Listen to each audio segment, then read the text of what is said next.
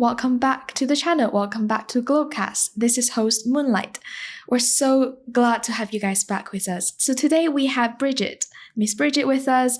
Welcome to Globecast, Bridget. Thanks for showing interest to participate. Thanks very much for inviting me. Would you mind giving us a brief introduction of yourself? Yes, certainly. So I came into the blockchain space in 2017, having run a couple of companies beforehand. And what really interested me was I've worked in the financial services background. And then we saw what happened in 2008 with the financial crash. And I was introduced to Bitcoin. So I was interested in what problem it was looking to solve, how close it was to solving that, what were the applications that were being used, and sort of went down that rabbit hole. But I found it a bit difficult to actually get hold of some Bitcoin myself.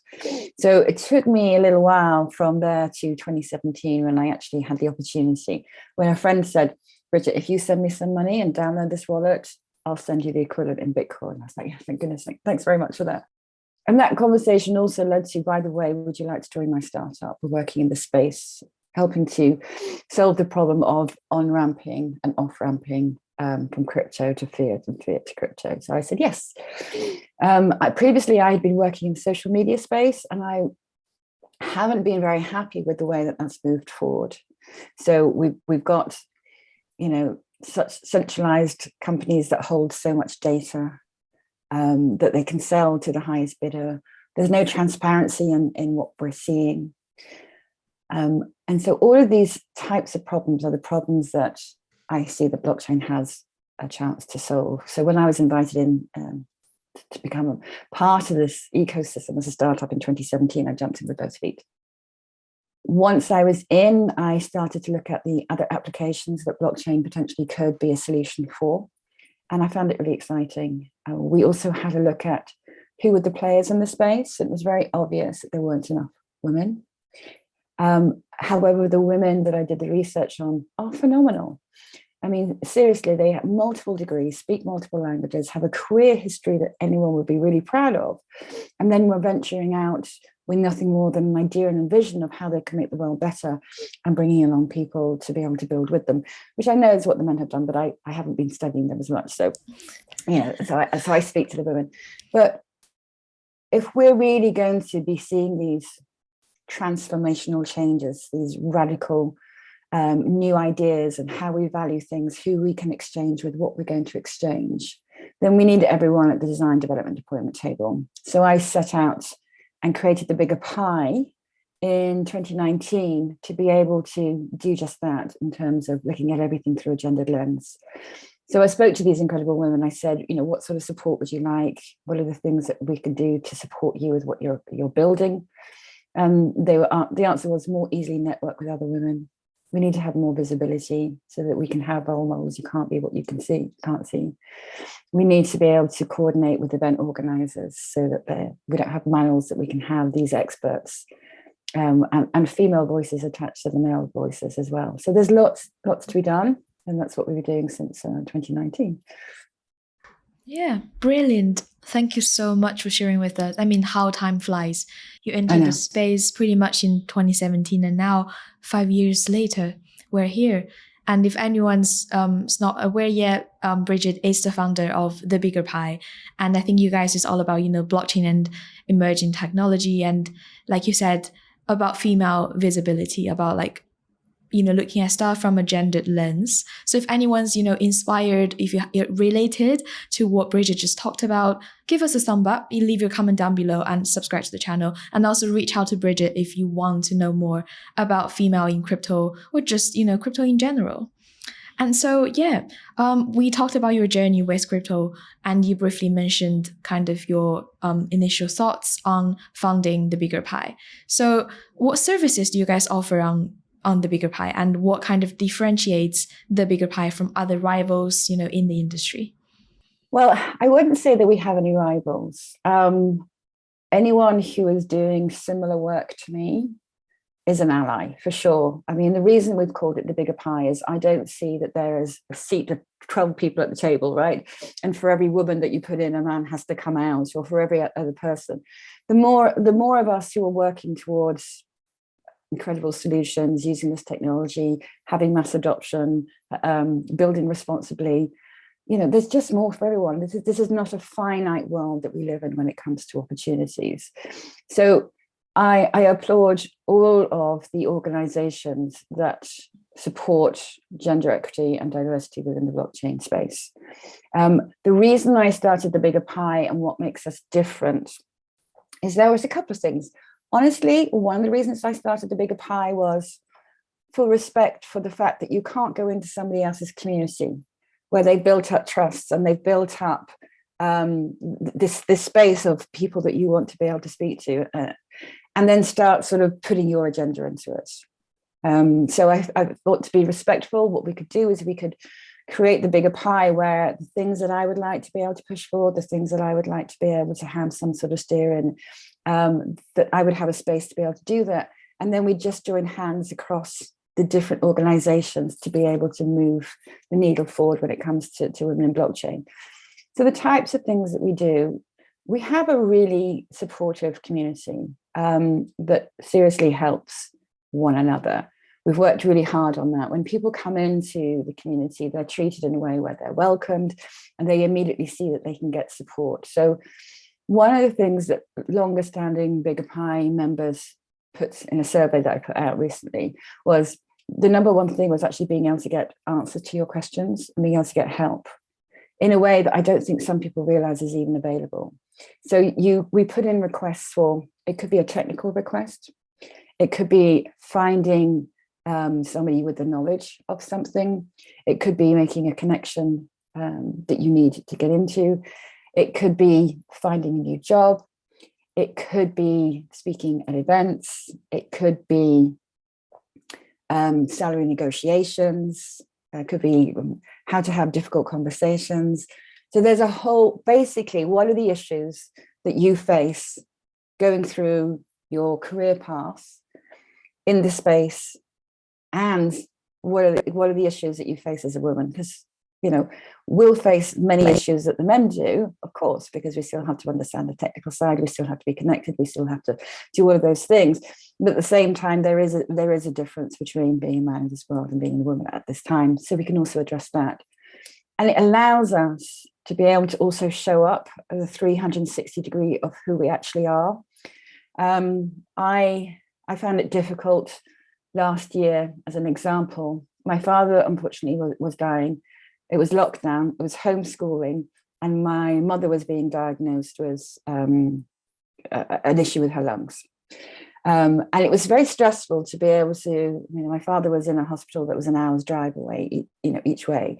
So trying to manage, making sure my mum was okay, making sure my father was okay, making sure my son was okay, and trying to coordinate work was really difficult. And I shared it in the group, and I cannot tell you the amount of stories I got back from the members of, they've been through similar things, because women do tend to have to do most of the care work on both ends of, elderly relatives and children.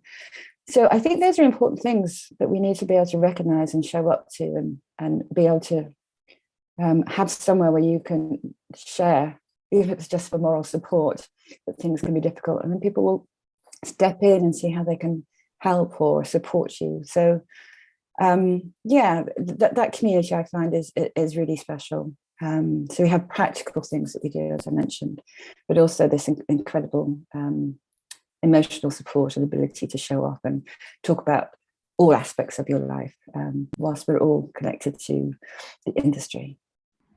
Yeah, people always underestimate the power of, being the moral support, or even just being that shoulder you could feel free to lean towards too. Like, it's so important to have this support. And like you said, you see everybody in the space as ally instead of rival. And I think that's so important to remember. And I do genuinely send love to you and your family. And I hope everyone's all right, and everything's going smoothly. Last year has been really, really stressful for, I believe, not like just us, but like everyone in general. That's why it's so important to have the support, to one another in the community. And yeah, we always say like one stick might bend or snap easily, but if we join together, it's like the joint effort. And yeah, it's hard to snap with like so many sticks together. And yeah, so how have you guys managed to achieve, so much in such like a short amount of time? What's kind of the tactics behind it, or like, any future vision? Yes. So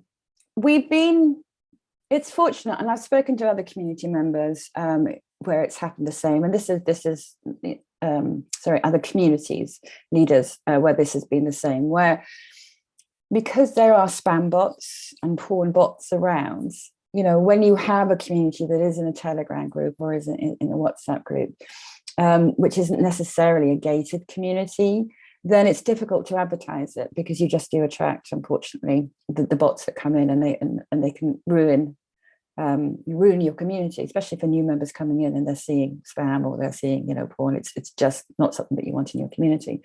So this has grown organically. So I'm really pleased by that, because it means that other people in our community are seeing enough benefit that they want to bring other people into it as well. So that's one of the reasons why we've managed to have such a I think high quality global leadership in the group. We welcome learners as well, of course, but it's through word of mouth. And then when you have hundreds of global leaders working together, then it's amazing some of the things that you can achieve. There is still way too much work to do, though. So one of the things that we're building right now that we're looking to address is we have seen a huge explosion again. So we kind of had the summer of 2017, the crypto summer, and then obviously 2018, we hit the winter. And then recently we've seen this resurgence, which is kind of the DeFi summer. And there's more money flowing into the sector. We have more projects, more companies set up. And of course, we don't have the skills to be able to build on them. We're growing, if you grow at 6,000%, the people with the skills and the talent to build these companies can't grow as quickly as the opportunity. So that's a huge issue that we have across the industry. And this increase in demand needs to be met. So the Bigger Pie is putting together what we're calling a zero to CTO program, so that we can help the marketplace to fix this skills gap with engineers. We're going to look at engineers first, because you need the engineers to build a company, and then you'll need the marketers to tell everyone about what it is that you're building, and all the other personnel that are required. So we're going to focus first on providing the engineers and the skilled engineers that we can bring into the sector, and then we can move on to other areas. And we'll just happen that these engineers will be female, which is neither here nor there, right? We just need the skills and the talent to come in to close this talent gap that we have. Exactly. That's so exciting. I can't wait for the program to be launched. And I mean, you briefly mentioned about, recruiting females from multiple areas in these courses. Would you mind just giving us a brief introduction to, maybe raise a few examples of some of your team members, some members in the community? Yes, certainly. So before I move on to that, one of the examples that we're doing within the Zero to CTO is we're very fortunate to be one of the scholarship cohorts for the Consensus Solidity 3 months bootcamp training. So we managed to get 70 placements on the scholarship program across 23 countries. We did open that up to men as well as women, and for men in developing countries, because the idea is, talent is equally distributed, but opportunity isn't. And we are looking at gender equity in the blockchain space. So we've opened it up, but we have 60% of our cohorts going through are women. And the program is coming to the end of its graduation. So I'll be really delighted to see, how well our cohort has done, what learnings we can take from that, what we can do better next time, and then seeing all these people go into the world and get jobs. Interestingly enough, we surveyed, why did people want to take this course? 80% do actually want to get a job as an engineer. They already could be engineers and looking at being able to come into the space, or they're just looking to, improve on the skills that they've got. But 20% who responded are either already founders or they want to be founders, but they want to be founders, obviously, companies that are using blockchain. So they wanted to have enough technical understanding that they could be better CEOs of their companies and better founders. So I'm really excited as well to see what companies we're going to see being built out, people who come through this program. And that's what I'm expected to see on the wider side of the Zero to CTO as well. We're not just helping other people to build their dreams, but we're being able to give the tools for these women who are coming through and have their vision to be able to build that. In terms of who are some of the other people in the bigger pie, I've got a screen right next to me that has literally just turned itself off, where I've got a bunch of names, because it's there are so many. I know that I'm going to miss. I mean, we've got over 400 incredible women in the main group. We've got 1,000 over the various groups that we have. So I'm not going to mention all of them, but some of the women, and this is just an example, and I apologize to all the incredible leaders who are in the group that I'm not mentioning. So Geneviève Levet. Geneviève has been a great supporter of the bigger pie, and I've been a great supporter of hers. So she's the CEO of AgriLedger. What AgriLedger is looking to do is to be able to allow farmers who are smallholders, who otherwise wouldn't get access onto the supply chain to supply to supermarkets, one, the ability to do that. So she's done pilot programs with the World Bank in Haiti with mango farmers, and that was, and she's rolling out to different regions with different crops. But these mango farmers collectively are able to meet the supply requirements in terms of quantity for a supermarket, which individually they wouldn't be able to do. Then what she's allowed them to do is, along the supply chain, we have various agreements on what the quantities are, what the qualities are, what the conditions of transport should be, what the timing should be, what the temperatures should be, who's responsible for which part of the journey once the mangoes have been collected from the farmers and when they get into store. And of course, there are a number of people in that supply chain, and everyone has an agreed contract of what they need to do. And if they fail to meet that contract, then it's also agreed in the terms of what those penalties might be. So she's put a lot of efficiency in the supply chain.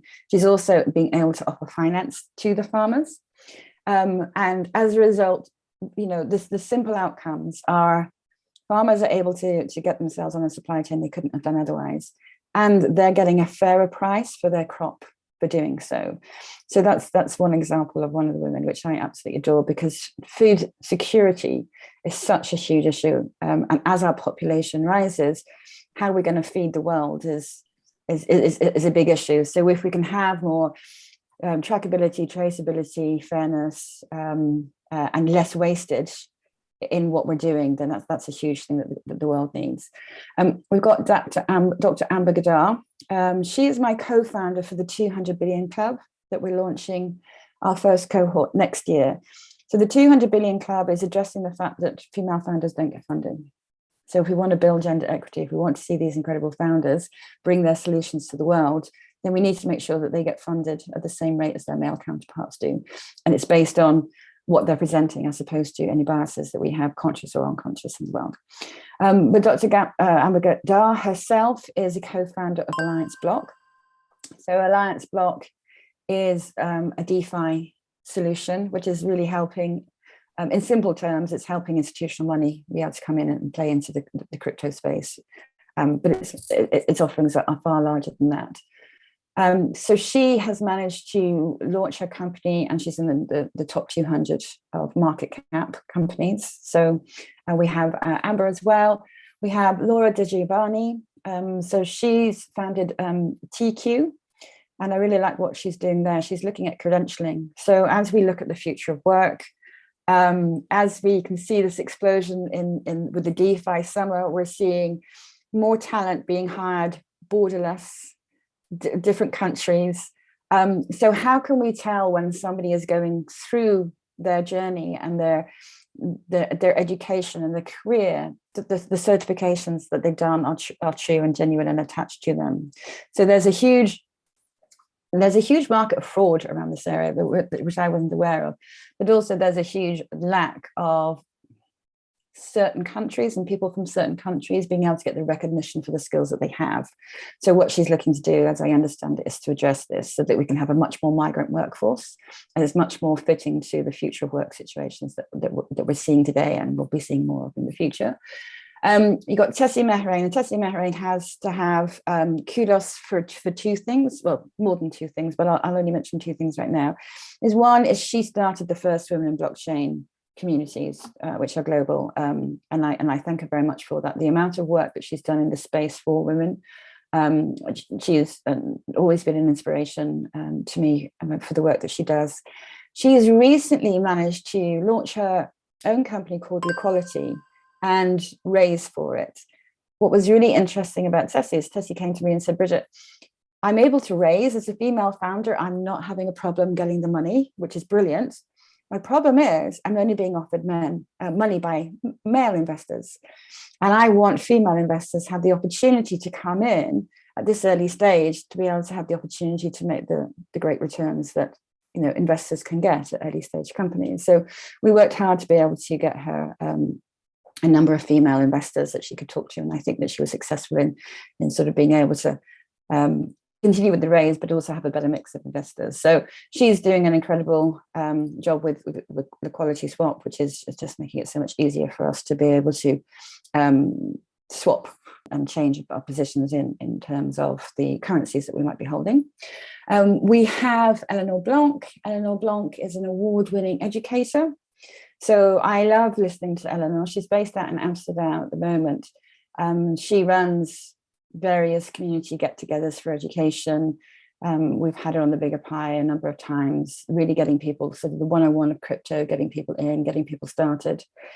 Her journey is really fascinating because she was first of all interested in working in water to make sure that people had, basic access to water.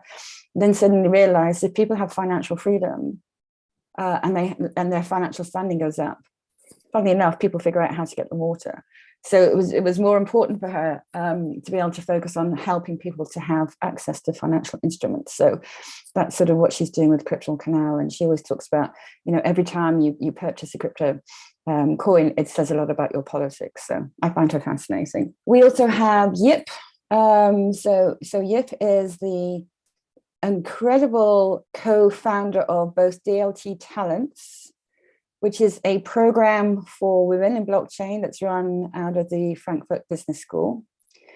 So they've created this 18-week course that a number of women come from management positions and go through. And the women who's graduated from there, a number of them have got jobs and senior jobs within the sector. So that's another brilliant avenue in terms of getting more gender equity in. And she was also the co-founder of Unit Masters. And Unit Masters is a 6 weeks program, which allows everyone around the globe, doesn't matter who you are, to come through. Both of them are free programs. And they're also launching their own tokens. So there's a lot of interest around what she's doing as well. She's a brilliant advocate, supporter of women in the space. And then I want to mention Nisa Amoyles and Radhika Owens. Both of those are investors in the space. So Nisa is raising funds to allow more women to invest. So she's got this incredible fund that is looking to invest in blockchain projects, very open to female-led startups, but also she structured her fund in a way that the minimum to come in is $10,000. So normally you have to have $100,000 if you want to come into a fund like that. But she said no, she wants to give more access to more people. So, more access to women so that they can become investors. And so she's doing incredible work in that field. And then in terms of Radhika, she's got a VC studio, so they're spinning up companies. And that's so she's creating more opportunities in the space in that way. And there are more. Would you like me to go on? No, absolutely. That's so impressive how you've managed to, have so many members from various backgrounds and interested in different things. But everyone, everyone's there to put in effort and support to embrace not just women power, but I think for me, it works both ways. Crypto is now more welcoming. It's been so just so, open-minded with the whole world and what's going on, not just with, gender issues, but everything. And at the same time, you guys kind of offer this greenhouse place to cultivate culture and female power. So that's just so amazing. Yeah. And I think one piece of news really drew everyone's attention is the Women Rise program that was about to be launched by Abidi. So I think it's Maliha Abidi who managed to have a campaign to bring more than about 100,000 girls and women into cryptocurrency, and she's willing to achieve this by the end of 2022. I'm sure this piece of news must have, drawn your attention. Do you have any comments or thoughts on this? No, I think it's very exciting. As I said, anyone who's working in the space to be able to raise the number of women who are in it gets absolutely my vote and my support. We would love to be able to give her a megaphone to let more people know about what's going on and be able to point to where that's happening. So yeah, the more, I mean, the bigger pie isn't here to do everything. The bigger pie is here to be able to collaborate with everyone, because there's so much work that needs to be done to get gender equity in the space. So yeah, I'm very excited about seeing and supporting. Yeah, so if anyone, in front of the screen is willing to join or put your effort in, get in touch with Bridget and get in touch with the Bigger Pie. You might, see your name getting mentioned by her one day, in the future. Yeah, and I mean, we've realized so many changes has been happening in the community. So anything you really want to, mention or elaborate on, any changes since you've joined? Yeah, so when I started in 2017, the number of women in blockchain was definitely less than we have now. And that's the number as in obviously the physical number, but also the percentage. So it depends on the reports that you look at. In some places, and it depends whether you're looking at senior levels, or you're looking at people who are building, or people who are investing or trading, or just people who are holding. So across the stats, it's a little bit difficult to break down actually where is the parity for the gender equity for men versus women. But all of those numbers have pretty much moved up with where they were from 2017. So that's really encouraging. And for the percentage of women in the sector to move up, it means that women are joining at a faster rate than men. That's really, obviously, because for every 100 men that join and 100 women that join, we're not going to change the percentage too much, but we need to go from sort of 3% of women to 15% of women. That means that we're definitely attracting women. So I'm really excited by that.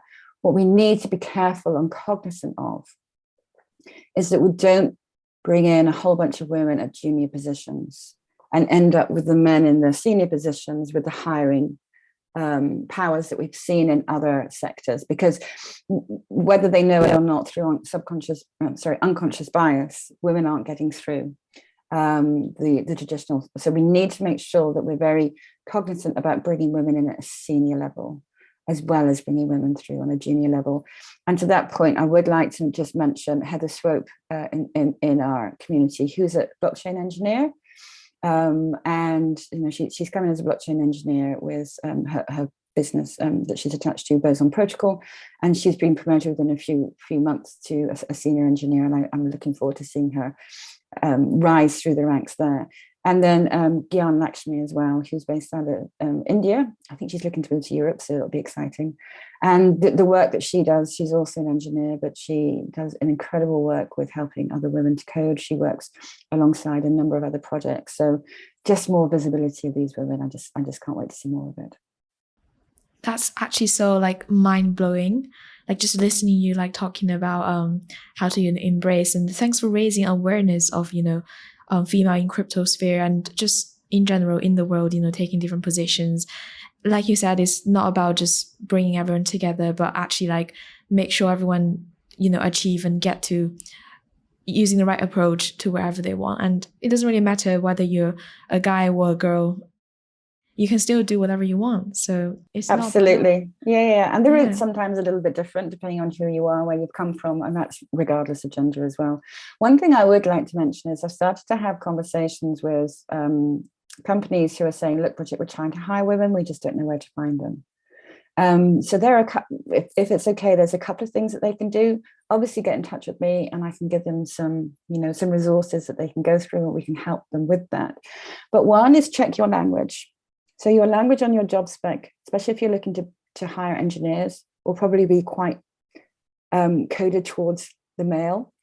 So there is something called the gender encoder, which is a free tool. So you can just copy and paste your job into the space, and it'll tell you how masculine or female coded it is, what the masculine coded words are and what the female coded words are. There's a piece of software, machine learning software called Textio, that actually can help you to then change it and put it in. Or it's really good to go and look at some resources where people have got it right to see what good looks like. And as I say, I can share those tools and those examples for those companies looking to be able to attract more women. And then we can help spread the word in the communities where these women are as well.